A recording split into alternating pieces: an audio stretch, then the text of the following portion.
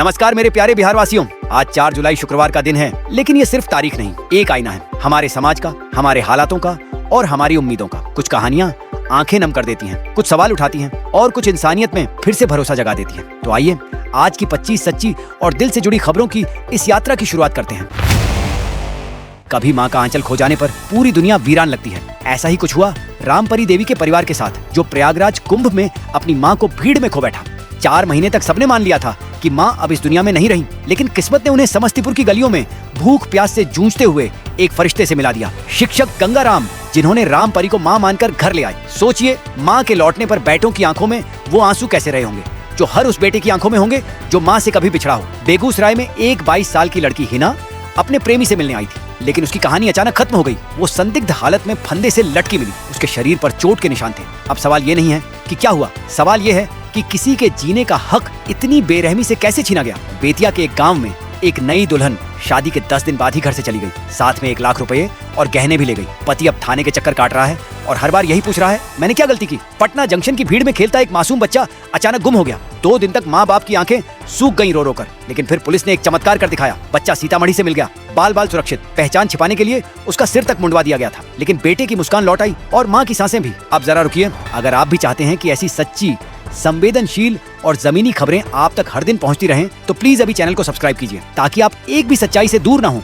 चिराग पासवान आज फिर खबरों में थे, लेकिन इस बार एक अलग अंदाज में। उन्होंने विरोधियों को जवाब भी दिया और सियासत की जमीन पर भरोसे की इमारत भी खड़ी की। बोले कि जल्द ही एनडीए में सीटों का बंटवारा होगा और मांझी पर टिप्पणी को लेकर कहा, वो मेरे अभिभावक हैं। सियासत में ऐसा सम्मान बहुत कम दिखता है। कटिहार में एक व्यापारी से फिरौती मांगी गई, वो भी लॉरेंस बिश्नोई के नाम पर। अपराधियों ने व्हाट्सएप कॉल करके धमकाया, लेकिन पुलिस की तेजी से साजिश नाकाम हो गई और दोनों अपराधी सलाखों के पीछे पहुंच गए। बेगूसराय में 237 करोड़ की लागत से बना सीवरेज प्लांट, लेकिन पाइपलाइन ही नहीं बिछाई गई। सवाल उठ रहा है, जब गंदा पानी सफाई तक पहुंचेगा ही नहीं, तो सफाई का श्रेय किसे दें।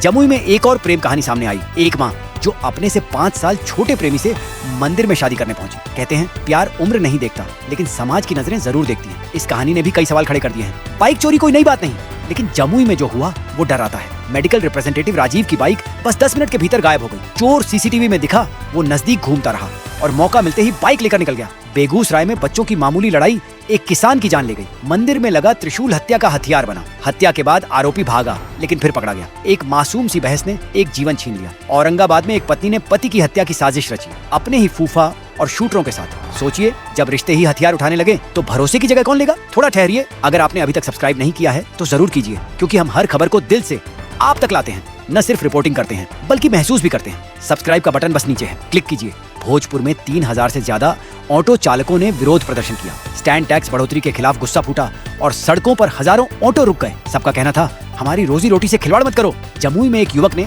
अपने दोस्त की पत्नी की मदद की, तो गांव वालों ने दोनों की जबरन शादी करवा दी। अब असली पत्नी एसपी के पास इंसाफ मांग रही है। ये क्या व्यवस्था है, जहां मदद की सजा शादी बन जाए। आरजेडी विधायक रीतलाल यादव की तबीयत अब बेहतर है। मायागंज अस्पताल में भर्ती थे, लेकिन अब स्थिर हैं। पार्टी और परिवार दोनों ने राहत की सांस ली है। बेतिया में भीम आर्मी के नेता दीपक राम को पैसे मांगते हुए रंगे हाथ पकड़ा गया। न्याय की उम्मीद लेकर आया शख्स दलाली के खेल में फंस गया, लेकिन इस बार कानून ने सही काम किया। पशुपति पारस ने वोटर वेरिफिकेशन की प्रक्रिया को सुप्रीम कोर्ट में चुनौती देने का ऐलान किया है। उनका आरोप है कि यह गरीबों के वोट छीनने की साजिश है। अब यह मामला सिर्फ सियासी नहीं, संवैधानिक बन गया है। केजरीवाल ने ऐलान किया है कि बिहार में एएपी अकेले चुनाव लड़ेगी। कांग्रेस से गठबंधन अब नहीं होगा। नया समीकरण तैयार हो रहा है, जिसमें हर पार्टी अपने दम पर लड़ना चाहती है। एआईएमआईएम ने एक बार फिर लालू यादव से गठबंधन की मांग की है। उनका कहना है कि अगर सेक्युलर ताकतों को एकजुट नहीं किया गया तो सांप्रदायिक ताकतें सत्ता में आ जाएंगी। अगर आप चाहते हैं कि आपकी आवाज भी लोकतंत्र की इस लड़ाई में सुनी जाए, तो चैनल को सब्सक्राइब जरूर करें, क्योंकि सच्चाई वहीं जिंदा रहती है जहां लोग उसे सुनने को तैयार हों। अब आइए कुछ कड़वी मगर जरूरी खबरों पर। पटना में पुलिस ने एक सेक्स रैकेट का खुलासा किया। मास्टरमाइंड महिला व्हाट्सएप से लड़कियों की फोटो भेजकर ग्राहकों से डील करती थी। 4000 में सौदा तय होता था। ये हमारे समाज की वो काली सच्चाई है जो हर शहर में धीरे धीरे पनप रही है। जदयू विधायक गोपाल मंडल ने कहा कि सीएम नीतीश पूरी तरह स्वस्थ है, बस दांतों की सफाई की वजह से बोलने का अंदाज थोड़ा बदला है। अफवाहें उड़ाने वालों को करारा जवाब दिया गया। मुजफ्फरपुर में 10वीं की छात्रा ने जान दे दी। गांव वालों ने उसे एक शादीशुदा पुरुष के साथ देखा और फिर समाज की बेरहम नजरों और अपने ही घर वालों के डांट ने उसकी जिंदगी छीन ली। बिहार में वोटर लिस्ट संशोधन को लेकर विपक्षी दलों ने चुनाव आयोग से मुलाकात कर विरोध दर्ज कराया। उनकी चिंता यही है, लोकतंत्र को कमजोर न होने दिया जाए। दरभंगा में ऑन ड्यूटी ईएसआई की सड़क हादसे में मौत हो गई। 4 महीने की गर्भवती पत्नी ये सुनकर बेहोश हो गई। अब वो अस्पताल में हैं। एक पल ने एक पूरा परिवार तोड़ दिया। तो दोस्तों, ये थी आज की 25 सबसे अहम और भावनात्मक रूप से जुड़ी हुई बिहार की खबरें। अगर आप चाहते हैं कि बिहार की सच्ची और जमीन से जुड़ी खबरें आप तक हर दिन पहुंचे, तो इस वीडियो को लाइक करें, चैनल को सब्सक्राइब करें और कमेंट में बताएं कि आप बिहार के किस जिले से देख रहे हैं। मैं अभिषेक बिहार की पवित्र धरती से आप सभी का धन्यवाद करता हूं। फिर मिलेंगे कल अगले न्यूज एपिसोड में। सावधान रहें, सतर्क रहें, खबरदार रहें। जय हिंद, जय भारत, जय बिहार।